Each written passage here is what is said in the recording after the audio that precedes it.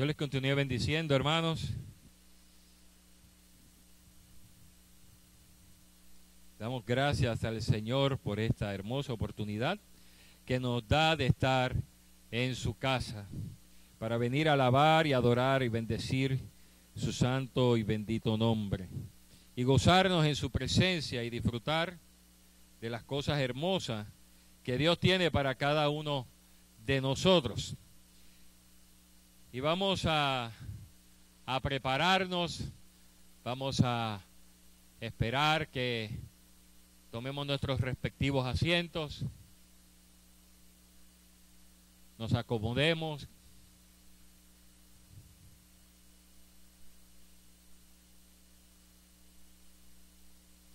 Sí, cuna está abierto, así que pueden llevar los niños a cuna. Y los niños de prepárvulos también pueden llevarlos al salón. Los juveniles ya salieron, así que el resto nos vamos acomodando. En la medida en que nos acomodemos, empezamos.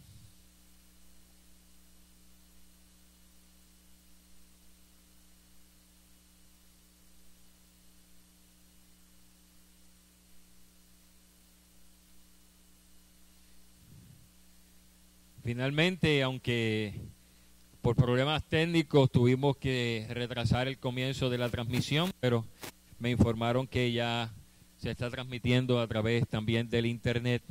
Así que a las personas que se han conectado a nosotros, también le damos un cordial saludo de parte de nuestra iglesia. Vamos a buscar la palabra del Señor. No se ponga en pie todavía, solamente busque la palabra. En la primera carta de Pablo a los tesalonicenses. Primera carta de Pablo a los tesalonicenses.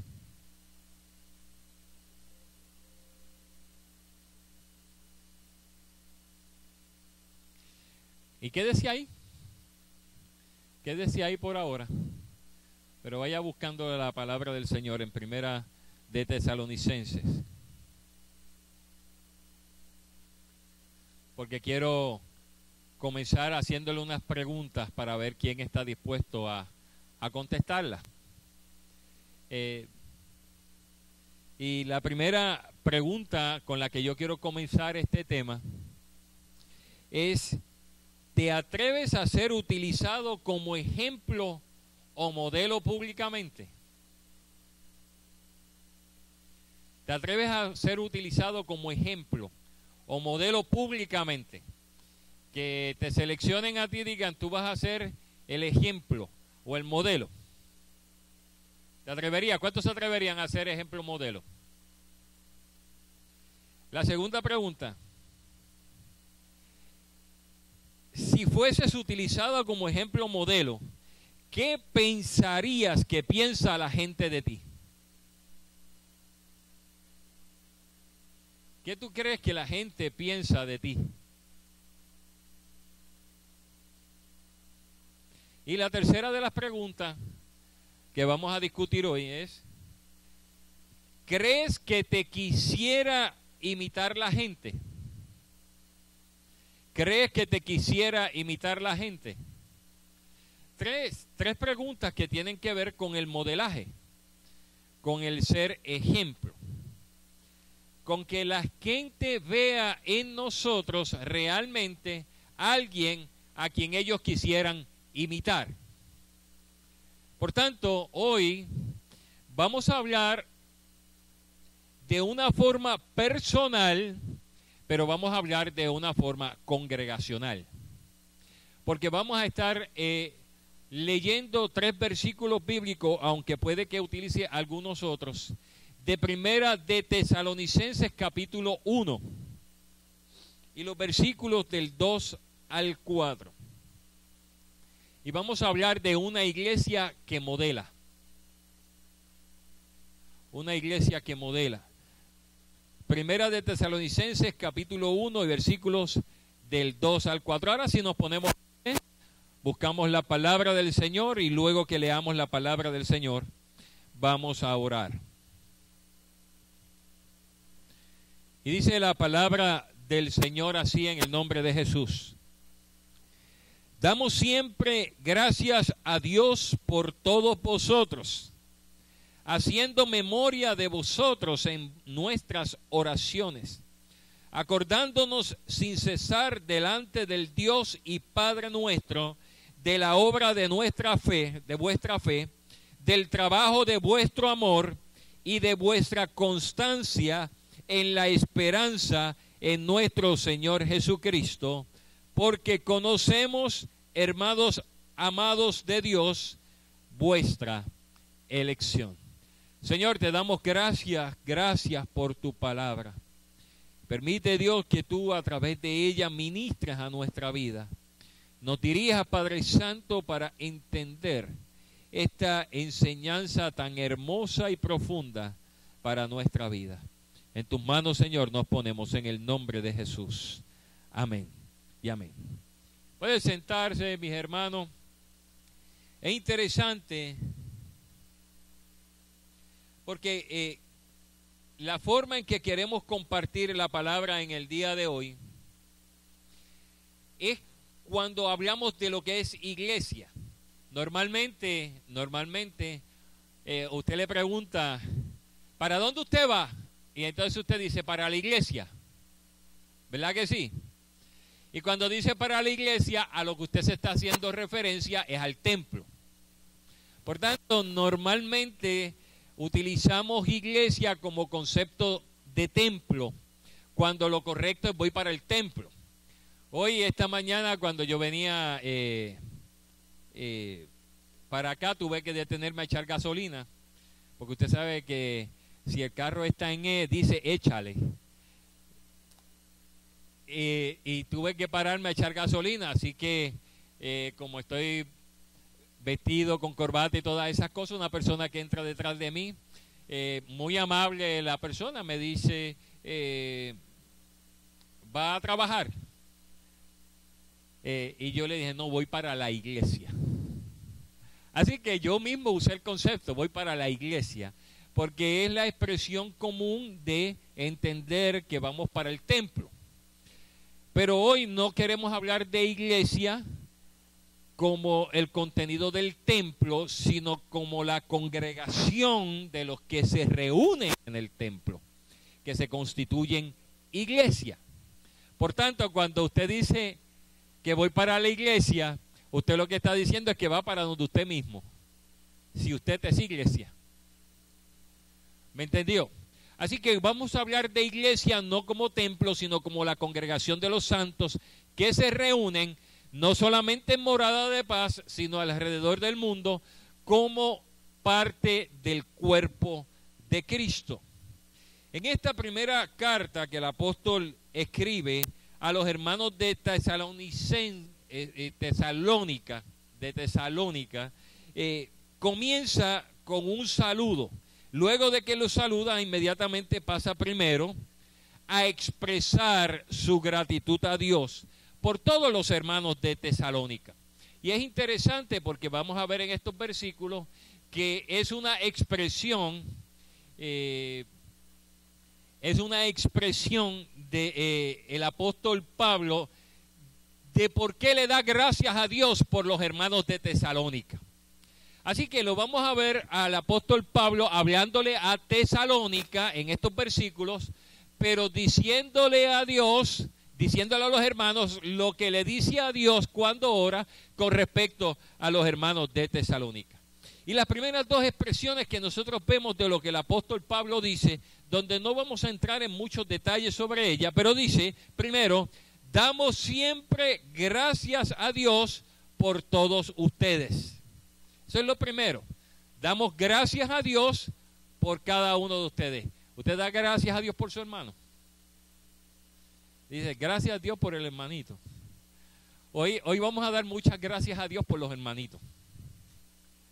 Muchas gracias al Señor.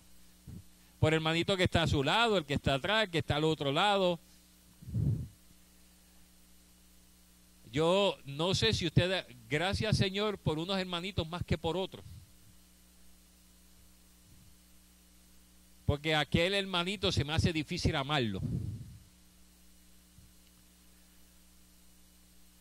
¿Cierto? Hay gente que se hace difícil amar. Diga yo soy difícil. Pero vamos a ver lo que la palabra del Señor nos enseña. Lo segundo, que Pablo le dice a los de Tesalónica, haciendo memoria de vosotros en nuestras oraciones. La segunda cosa que pudiéramos preguntarnos es, ¿nos acordamos de los hermanitos cuando oramos?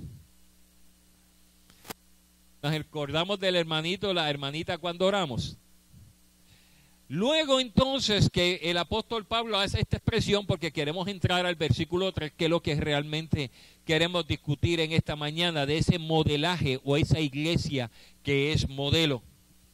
Entramos al versículo 3 para ver la forma en que el apóstol Pablo menciona ese recuerdo que hace por los hermanos de Tesalónica ante Dios en sus oraciones. Fíjense que el apóstol Pablo lo que le está diciendo a los hermanos de Tesalónica, cuando yo oro a Dios, los recuerdo en mis oraciones. Y cuando los recuerdo en mis oraciones, menciona tres grandes virtudes que tenía la iglesia de Tesalónica y que cada iglesia debe tenerla en sí mismo. A tal punto lo dice el apóstol Pablo que estas tres virtudes se están manifestando en la iglesia de Tesalónica, que el versículo 7 de ese mismo capítulo nos dice: de tal manera que habéis sido ejemplo a todos los de Macedonia y de Acaya que han creído. Es interesante cómo esa manifestación de las virtudes de Dios en la vida de la iglesia son capaces de impactar la vida de la gente fuera de la iglesia. Por su naturaleza misma y su esencia misma de quién es la iglesia, y el comportamiento como iglesia impacta la vida aún de otros hermanos o de aún de las personas fuera de la iglesia.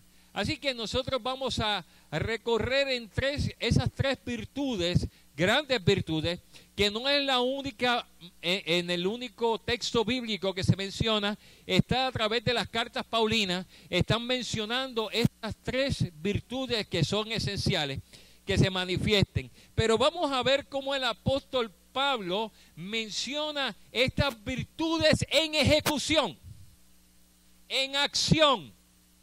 No es lo mismo decirlo que hacerlo. No es lo mismo la teoría que la práctica. ¿Verdad? Como cuando hablamos de amar, que lo vamos a mencionar ya mismo, y todos sabemos que debemos amarnos, ¿verdad? Esa es la teoría. ¿Usted ha visto alguna coma después de tenemos que amarnos? ¿Ha visto alguna coma que menciona y dice, bueno, si es de tal o cual manera? No, ¿verdad que no? Esas comas no están en la Biblia. Esas comas se las ponemos nosotros para nosotros justificar nuestra condición de amor. Pero vamos a entrar a ese terreno ya mismito. ¿Está listo para entrar al terreno? Así que vamos a ver esas tres virtudes manifestadas en la ejecución de la iglesia, que produce el fruto que en el versículo 7 dice que impactan a las iglesias en Macedonia y en Acaya. Ahora vamos a ver la primera de esas virtudes. Dice el versículo 3: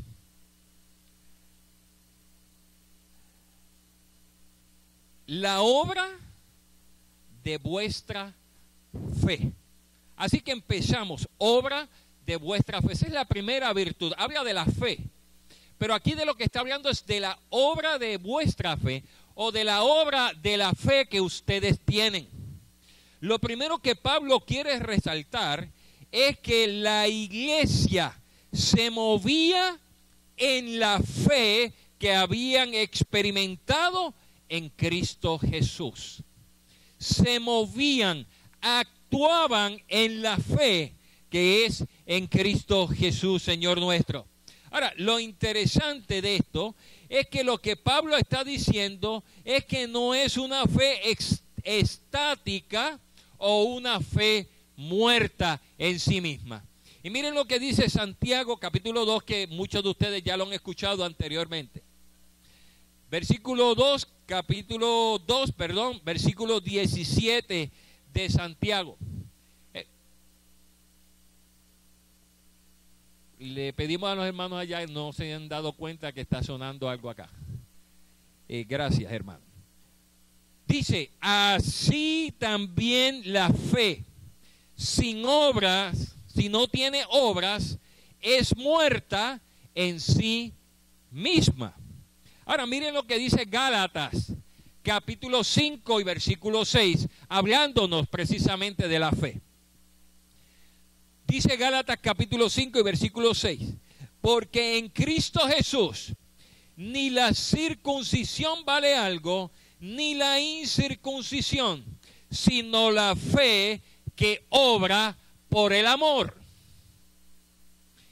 En otras palabras, queridos hermanos, la fe no es una teoría.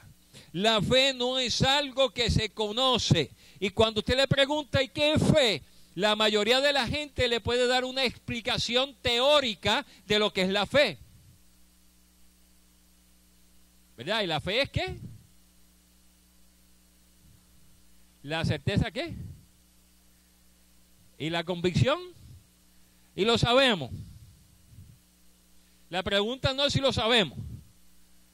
La pregunta es si lo practicamos. Y lo que está resaltando el apóstol Pablo de la iglesia de Tesalónica es que esa fe en la cual ellos habían creído, la fe que habían profesado, los movía a una acción en la obra de Dios. En otras palabras, no hay una genuina y verdadera fe en el Salvador si eso no nos mueve a una acción práctica en la obra de Dios. Esa fe nos mueve, no es la obra para salvación la que el apóstol Pablo está diciendo aquí. No es que yo soy salvo por las obras que hago. Esa no es lo que Pablo está mencionando. Lo que Pablo está diciendo es que esa fe que hemos puesto en nuestro Señor Jesucristo como nuestro Salvador es la que nos mueve a accionar nuestra vida y a trabajar en la obra del Señor que nos salvó. En otras palabras, el que tiene fe en el Salvador no puede quedar inerte o inactivo en la obra del Señor. Y el apóstol Pablo lo que nos está diciendo, si Cristo vive en nosotros, entonces nosotros nos movemos en la fe del Hijo de Dios. El que ha creído en Cristo actúa en esta fe, se mueve en esta fe y se demuestra en la acción de esta fe por el estilo de vida que lleva. Lo repito. El que ha creído en Cristo actúa en esta fe, se mueve en esta fe y se demuestra en la acción de esta fe por el estilo de vida que lleva. Entonces no es proclamar en que hemos creído, sino es vivir en lo que decimos que hemos creído. Ahora, esa es la primera que resalta el apóstol Pablo de la iglesia de Tesalónica, pero hay dos más. Así que la primera es la fe. La segunda, el trabajo de vuestro amor, y esta me gusta. El trabajo de vuestro amor. Diga amén. No sabe por qué, pero dijo amén. el trabajo de vuestro amor, del amor tuyo. En otras palabras, y lo voy a leer como lo leí en el comentario de Matthew Henry, para que usted vaya entendiendo esta segunda parte que está diciendo el apóstol Pablo del reconocimiento a Tesalónica y que debe estar en cada una de las iglesias. Dice, el griego kopos indica siempre un trabajo pesado, molesto, fatigoso, y la frase da a entender las molestias que el verdadero amor está dispuesto a soportar por el bien del amado. Santo, dígame. No hay amén.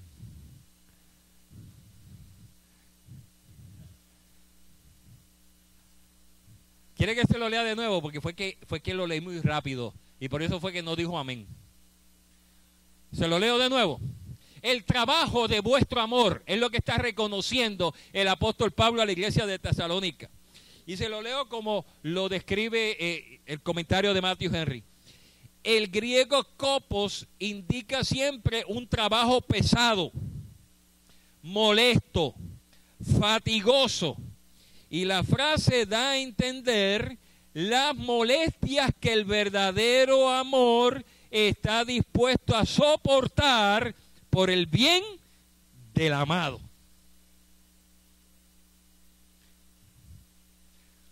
Dígame, ¿usted ama al hermano? ¿Usted los ama? ¿Ah? Qué fastidioso. Qué molestoso.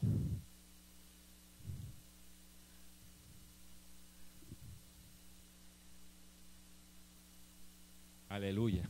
Hay un silencio sepulcral. Yo no sé si es que estás reflexionando sobre lo que acabo de decir. Pero mire esto. Los hermanos de Tesalónica se esforzaban en amar. Ajá. Se esforzaban. Eso de que, bueno, tengo que amar, ¿qué remedio me queda?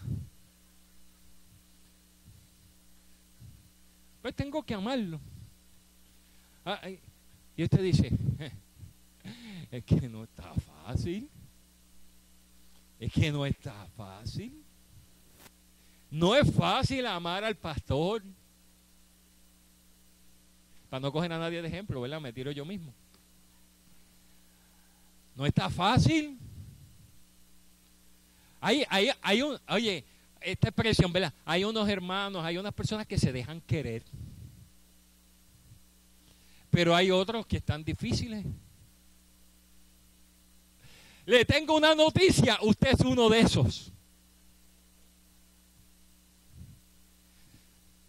Fíjense lo que el apóstol está diciendo. El apóstol no está diciendo de que ellos se amaban. Está yendo más allá. Se están esforzando por demostrarse que se aman. Se esfuerzan. Eso lo que significa es que nosotros tenemos que tener claro lo que la palabra del Señor dice con respecto al amor. Y con respecto al amor, hermano, podemos estar hablando aquí toda la mañana y el resto de tarde. Pero no vamos a entrar en eso porque usted sabe lo que significa amar. Amar no es un sentimiento ni es una expresión de emociones. Amar es una decisión. Yo decido amar. ¿Y por qué ellos tenían tan claro el concepto? Porque habían entendido la enseñanza de que Dios nos manda a que nos amemos los unos a los otros. Así que ellos entendían la obediencia de amarse. Y amarse era poner un esfuerzo. Es esforzarse, poner esfuerzo en amar. Al hermanito, a la hermanita. ¿Cuántos creen que hay gente difícil? Levanten la mano, todos creen que hay gente difícil. Sí, usted está aceptando que usted lo es. ¿Somos difíciles? Yo les digo complicado. Yo digo complicado, somos complicados. Pero fíjese que en ningún sitio aparece una condición de que nos diga, ámalo porque sí, ámalo porque mira, pues, dile que lo ama para que salga del paso. No, es la expresión de la acción, de la ejecución. Y lo que está reconociendo el apóstol Pablo en los de Tesalónica es que ellos ponían un genuino interés y un genuino deseo de amarse los unos a los otros. Perdónenme con los que hacen esto. No lo digo por usted, pero si le cae a usted fue por usted. Pero no lo digo por usted. ¿Aclarado? ¿Cómo podemos amarnos si ni siquiera compartimos? Si ni siquiera nos relacionamos. Y yo sé que estamos transmitiendo a través del internet, así que lo voy a decir de lo más elegante que pueda. Pero hermano, cuando se dice en la última oración y se dice amén, se dijo amén, no se dijo fuego.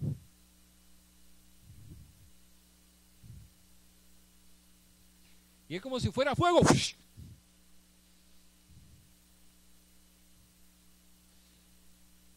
¿Cómo usted va a entrar en una interacción de amor con aquellos que son parte de tu familia si no tienes tiempo para compartir con ellos? Y ahí es que entra el problema. Porque cuando empezamos a compartir, nos encontramos que tú y yo somos diferentes.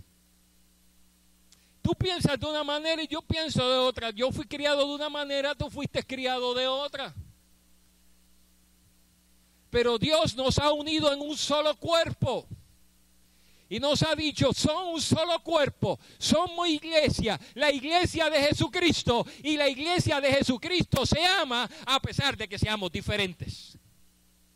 Y para eso me requiere a mí poner esfuerzo en saber que tú eres diferente a mí, que hay cositas que a mí me incomodan de ti. Pero como quiera, yo quiero amarte. Yo quiero amarte, quiero poner el esfuerzo de amarte. ¿Usted está poniendo esfuerzo en amar a la gente? ¿Se está esforzando en amar a la gente? Por lo menos usted tiene que amar a una persona, ¿no? Por lo menos a uno, me imagino.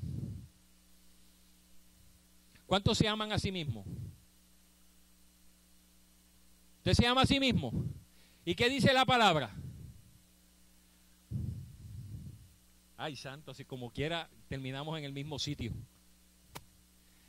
Ahora la pregunta es, no es la teoría de amar al prójimo como a mí mismo. Entonces después se le ocurre preguntarle, Señor, ¿y quién es nuestro prójimo? Y la famosa parábola del buen samaritano. Estás esforzándote, hermano. Estás poniendo de tu parte. Esforzarte es poner de tu parte para saber que aunque no encajamos en todas nuestras pensamientos o formas de ser, siendo iglesia, nos amamos porque somos un solo cuerpo. Imagínense que el ojo le diga a la mano, si tú actúas, si tú te mueves, yo dejo de ver. Me enojo contigo y dejo de ver. Porque yo no quiero que, mano, tú te muevas. La mano le dice, pues tienes un problema porque yo soy mano y voy a actuar como mano. Actúa tú como ojo. ¿Cierto o falso? Entonces, de la misma manera, los miembros del cuerpo tienen que actuar cónsonos para ejercer la función que cada uno tiene dentro de sus diferencias para poder ser cuerpo.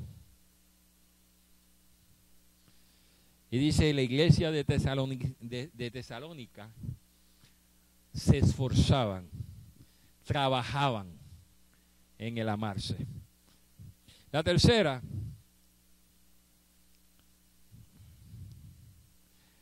perdóname, voy a decir esto que lo escribí, no. La palabra del Señor nos habla, antes de pasar al tercero, nos habla constantemente del amarnos. Amén. ¿Cuántos dicen amén por eso? Segundo, nos habla constantemente o nos dice que tenemos que soportarnos los unos a los otros. ¿Cuántos dicen amén? ¿Usted soporta a alguien? ¿Qué remedio nos queda, verdad? Tercero, nos habla de apoyarnos. La Biblia nos habla de que el más fuerte que haga, ayude al que está débil. Del que está caído, ayúdele ¿qué? Cordón de dos dobleces no se rompe fácilmente, o de tres, ¿verdad? Es el constante apoyo de unos a otros. Y si seguimos mencionando, podemos determinar que desde el Génesis hasta el Apocalipsis, Dios nos está hablando de la importancia de que nos fortalezcamos los unos a los otros. Y la pregunta con la que termino esta parte es, ¿estamos esforzándonos por amarnos los unos a los otros? Vamos a la tercera.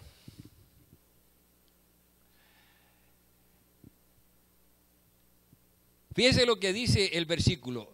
Y, la tercera, de vuestra constancia en la esperanza en nuestro Señor Jesucristo. Vamos a la tercera. La tercera nos está hablando de nuestra constancia en la esperanza. ¿Y aquí es lo que el apóstol Pablo está haciendo referencia? Es al sostenerse, al mantenerse firme aún en las circunstancias más adversas.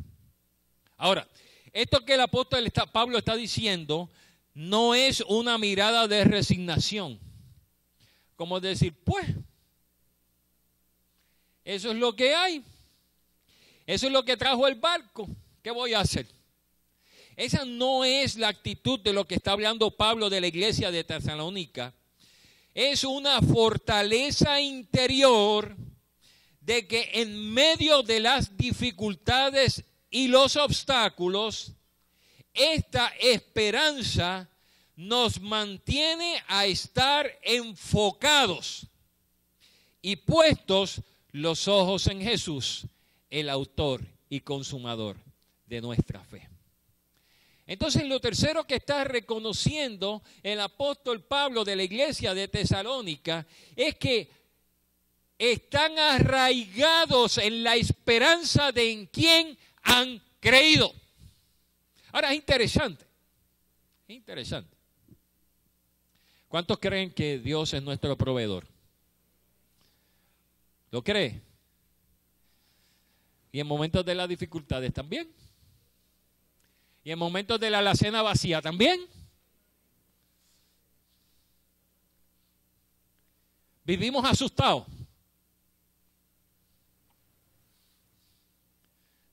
¿Cuántos creen que Dios es nuestro protector? Pero andamos siempre asustados.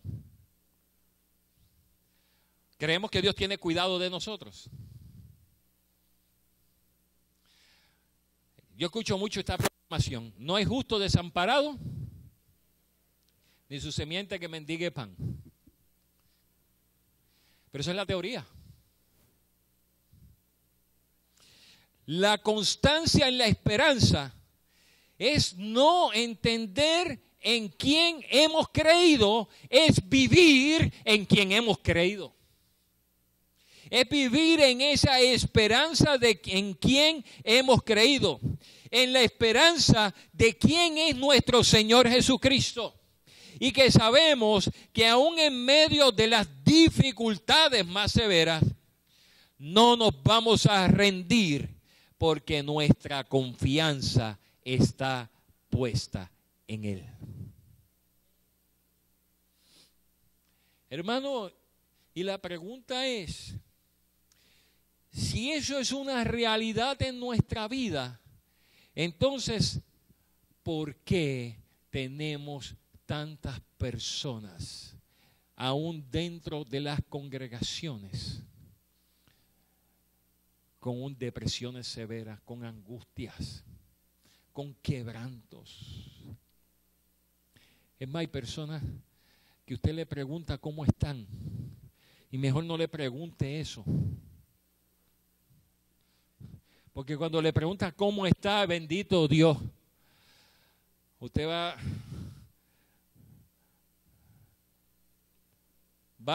a desesperarse, porque todo lo que le va a decir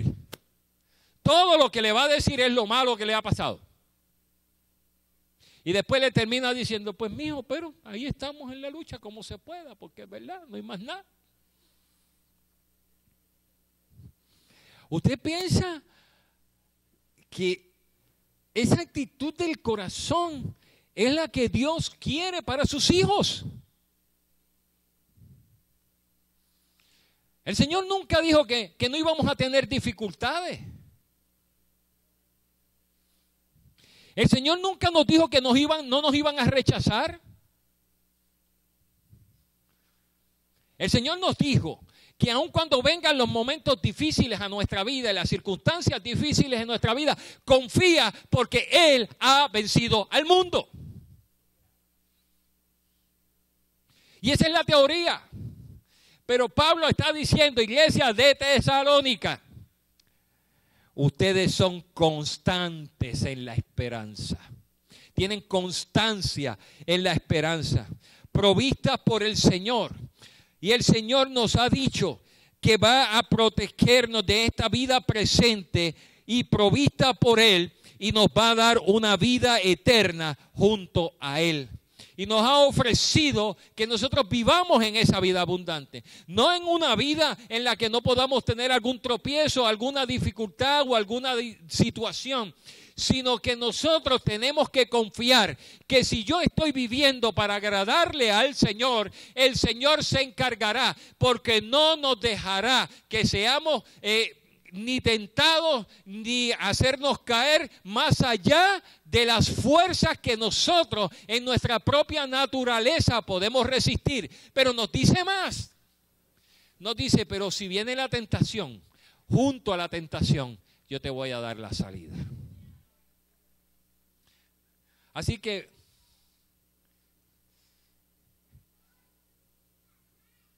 nosotros decidimos desobedecer. Nosotros decidimos no creer, no confiar, no depender, o decidimos hacerlo. Y la decisión está en nosotros. La decisión está en si realmente hay una convicción en el corazón nuestra que nos mueve en esa esperanza y en esa confianza del Dios a quien nosotros le hemos creído. Yo creo que yo lo conté una vez, pero lo voy a repetir esto. Todos saben, bueno, los nuevos no lo saben, pero los que llevan más tiempo en la iglesia pues lo saben, que yo toda la vida, hasta el 2011, trabajé fuera o full time o part time. Hasta el 2011 que vendieron la compañía. Así que cuando vendieron la compañía, haciendo el cuento largo corto, me quedo sin trabajo, ¿verdad? Así que ya yo le había advertido a Evelyn, porque yo estuve envuelto en todo el proceso, así que yo le había dicho a Evelyn lo que estaba pasando. Hasta que se oficializó la transacción, y yo le digo a Evelyn, bueno, Evelyn, me quedé sin trabajo. Evelyn me conoce, obviamente, no mejor que Dios, pero mejor que todos ustedes. Para las personas que nos están viendo a través de internet, Evelyn es mi esposa. Y cuando le digo eso, ella se queda como si con ella no fuera. Como si yo no le hubiese dicho nada. Y me dio una enseñanza tremenda. Porque Evelyn, voy a parafrasear a Evelyn, yo no me acuerdo bien las palabras, tal vez tú te acuerdes de ella. Pero Evelyn me dijo, el Señor proveerá. Ese es el Dios que hemos creído. ¿Por qué me voy a desesperar? ¿Por qué me voy a poner ansioso? Oiga, y no es lo mismo la teoría que la práctica. ¿Ah? Y me dio una enseñanza, yo digo, pues si ella no se preocupa, yo me voy a preocupar. Y les confieso, sí, yo me preocupé. No lo reflejé a la iglesia, o traté de no reflejarlo a la iglesia, pero sí estaba muy preocupado. Porque en casa el ingreso mayor era el de mi trabajo. Hasta que no me quedó de otra, el Señor me ha pasado por 3 etapas en mi vida que no es parte de la predicación, en otro momento se las contaré. 3 etapas espirituales de mi vida que me ha llevado a una dimensión diferente en mi relación con Dios. Esa fue una. Y yo dije, wow, no es lo que predicamos, me dice Evelyn. No es lo que enseñamos.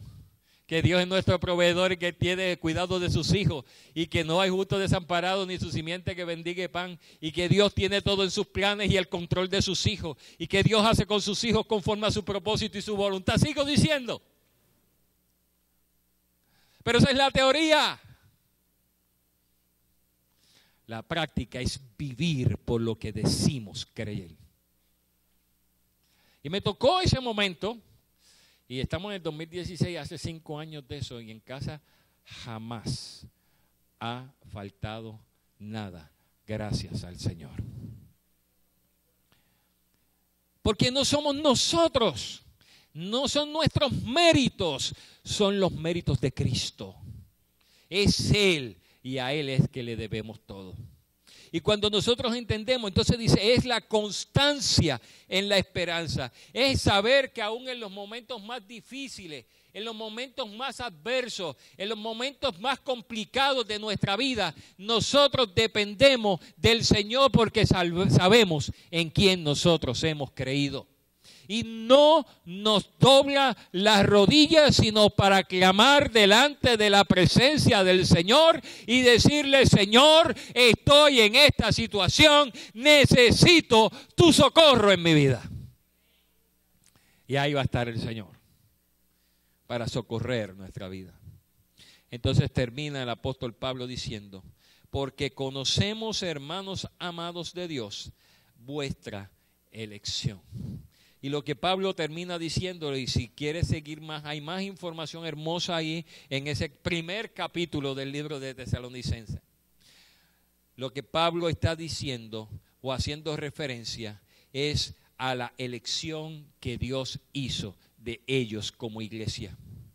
Lo mismo que Dios ha hecho contigo y ha hecho conmigo. Los jóvenes tienen el lema de elegido, que precisamente habla de que no elegimos nosotros a Dios, sino Él nos eligió a nosotros. ¿Sabes por qué tú estás aquí? Por elección divina. Dios te ha escogido para que seas parte de su pueblo.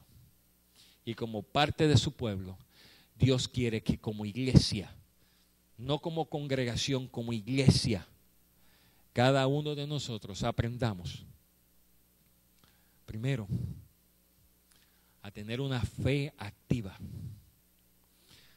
Segundo, a que nos esforcemos por amarnos. Y tercero, a que no desmayemos, nos mantengamos en la esperanza de Él. Una iglesia de hermanos y hermanas que modelan conforme a la palabra del Señor, impactan a la iglesia, a la familia, a la comunidad, al pueblo y a la nación. Entonces, el llamado con el que concluyo en esta mañana es el siguiente. Volvamos nuestra mirada, escuche bien, volvamos nuestra mirada a nosotros mismos. a nuestro derredor y esforcémonos por demostrarnos lo que somos: el pueblo de Dios y la familia de la fe. Póngase en pie, hermano. Le invito a que se ponga en pie. Si puede, ¿verdad? Mire y yo no sabía los cánticos del devocional, así que el primer cántico del devocional fue ese, ¿verdad? Mire a los hermanos que están alrededor suyo. Mire a los hermanos. En algunos usted dirá, ay, estoy loco por ir a saludar a aquel hermano. Y por el otro puede estar mirando a alguien que diga, bueno, yo no lo conozco, yo no he hablado con él, yo no sé quién es él, qué sé yo. Yo le voy a pedir que usted haga algo. El Señor nos manda a esforzarnos.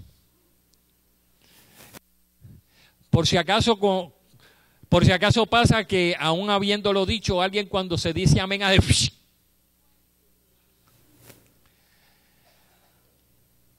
usted se va a esforzar de salir de su silla.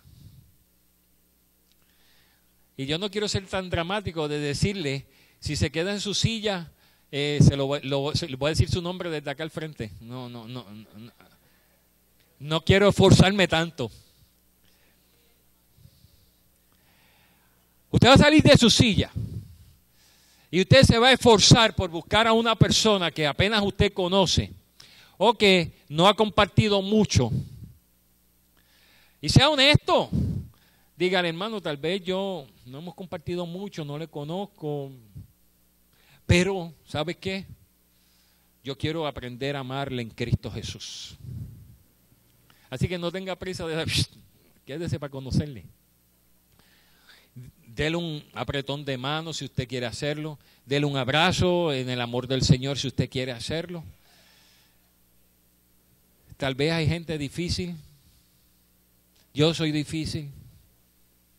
Yo soy difícil, Evelyn.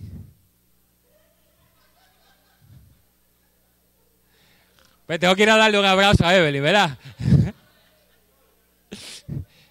Salga de su asiento, hermano. Busque un hermano, busque una hermana y dígale, hermano, mire, de verdad Dios está hablándonos de que nosotros realmente tenemos que ser una verdadera familia. Una familia con diferencias. Una familia que no todos nos conocemos, tenemos visitas, tenemos un pastor que nos está visitando en esta mañana. Vaya allá también y saluda al pastor y dele la mano y recíbalo con amor del Señor. Yo sé que no le puedo dar mucho tiempo porque ustedes son tremenditos y me cogen mucho tiempo. No me dejan hacer eso. Es fuerte y poderoso. El Rey de gloria, el Rey de majestad. Conmueve el mundo con su estruendo y nos asombra con maravillas. El Rey de gloria, el Rey de majestad. Gracias sublimes. Perfecto es su amor, tomaste mi lugar, cargaste tú mi cruz, tu vida viste ahí, y ahora libre soy. Jesús te adoro por lo que hiciste en mí.